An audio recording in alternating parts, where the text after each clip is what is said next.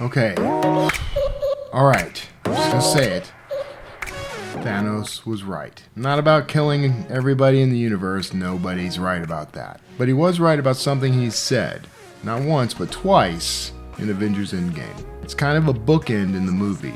He first says it when the Avengers track him down on that garden planet and they take his head off. His final words are, "I am inevitable." Then at the end of the movie, when he's beating the snot out of Tony Stark and all the other Avengers, he says it again, just before he's about to give another snap. Now his plans get foiled, everything gets set back to right in the universe, and maybe you could look at that and say, okay, he wasn't right after all. But I don't see it that way.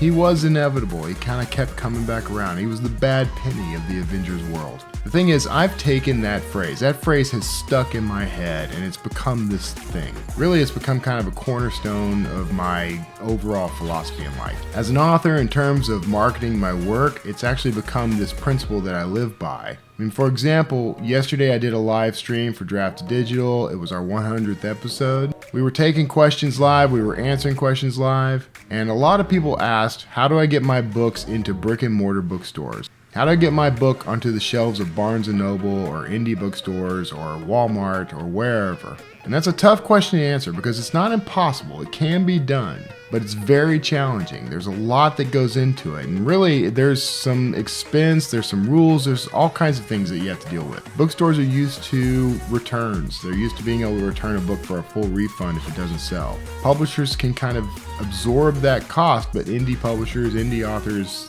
that's a little more challenging. But the thing I said in that live stream that is really kind of a cornerstone of my philosophy was this. I said that I want to become inevitable, taking a page straight out of Thanos' book. What I mean by that is, I'm not going to worry about whether or not I'm in brick and mortar bookstores with my books. I'm actually going to spend my time trying to become inevitable online, trying to become so big that you can't ignore me. And I think ultimately that's what authors should have as their goal. You know, anyone should have that as your goal. If you're a YouTube personality, if you are an entrepreneur, if you're rising in your career, make yourself impossible to ignore. Become inevitable. But it goes beyond that, because I think inevitability is also something we should develop for our character. We should know ourselves and our principles. We should have such a core philosophy that we live by that it's inevitable we're going to be who we are.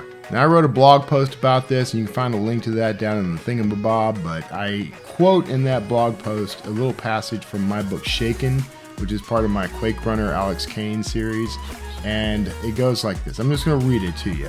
It was technically stealing. Alexandra Kane, call her Alex, or she probably wouldn't answer, had the usual moral and ethical qualms about taking things that didn't belong to her. But these days she tended to live by two core principles: survive and, maybe more important, finish the job. She'd make up for the bad karma later. When things settled down and she was out of immediate danger, she'd make up for all of this. She'd send money. She'd make things right. Sometime, somehow, she'd balance the ledger. For now, she had to do things the wrong way to get the right results. So that's Alex Kane in a nutshell, right? She has these principles she lives by. And she's not going to break those principles just because she's on the run. She's being framed, the FBI are closing in, but she's not going to change who she is. She's going to always make things right. That's what Alex Kane does. In the end, that's the kind of principles that we all should be living by. That's the sort of inevitable we need to become. We are inevitably us. And if you live like that, you're going to be successful. Become too big to ignore. Become too much of yourself to ignore. Become inevitable. But that's it for today's episode. Thank you for tuning in. I hope you got something out of this. If you'd like to support me and this channel, you can do that by going to kevintumlinson.com/books. And in particular, you can go find this book, Shaken.